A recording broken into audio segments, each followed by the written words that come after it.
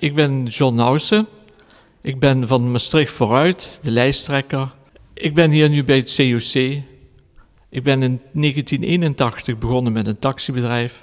En via het taxibedrijf in aanraking gekomen met de LHBTI-gemeenschap. Die toen die jaren echt begon op te bloeien. Eigen identiteit kreeg in Maastricht. Ik heb dus ook gezien dat LHBTI-gemeenschap in die jaren daarna helemaal terug is gezakt van de opbloei die er was. Want er kwamen steeds meer gelegenheden bij, restaurants, cafés, discotheken. En langzaamweg zag je dat gewoon weggaan. En die schuld daarvan, dat ligt bij de gemeente. Omdat de gemeente de veiligheid, die toen steeds verder in gedrang kwam, in de taxi kon je dat merken. Je moest de mensen gewoon bij de deur gaan ophalen en je meldde, de deuren waren afgesloten, omdat ze anders lastig gevallen werden op straat.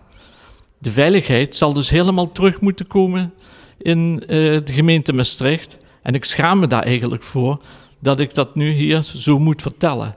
Dat mensen gewoon niet meer veilig over straat kunnen lopen. Heb je zien staan in dat akkoord dat het gaat om de middelbare scholen. Maar volgens mij moet het gewoon beginnen op de basisschool en al bij de ouders thuis. Daar begint eigenlijk al de opvoeding voor het accepteren dat iedereen gewoon recht heeft op liefde, op genegenheid. En dat het helemaal niet uitmaakt of je dan van mannen, van vrouwen of dat je in het verkeerde lichaam zit. Dat maakt helemaal niks uit. Wij als gemeente, raadsleden in Maastricht, zullen ons er hard voor moeten maken. En dan kunnen we nog 10 zebrapaden tekenen en vlaggen ophangen. Dat heeft dan helemaal geen nut. Dat is dan gewoon symboolpolitiek. En daar moeten we mee stoppen. We moeten stoppen met dat praten daarover. We moeten het gaan doen. En dat begint ook met de handhaving. Dat als iemand aangifte gaat doen, en of het dan geweld tegen vrouwen is of tegen mannen, dat maakt helemaal niet uit. Dat moet hard aangepakt worden. En niet weggelachen worden en van, ja, is het wel echt zo gebeurd? Dat moet hard gehandhaafd worden. Anders zal het nooit stoppen en de tolerantie die is helemaal verloren gegaan in Nederland. Niet alleen in Maastricht, maar in heel Nederland. En dan kunnen we allemaal akkoorden tekenen, heb ik net ook gedaan, met veel liefde en ook met veel passie.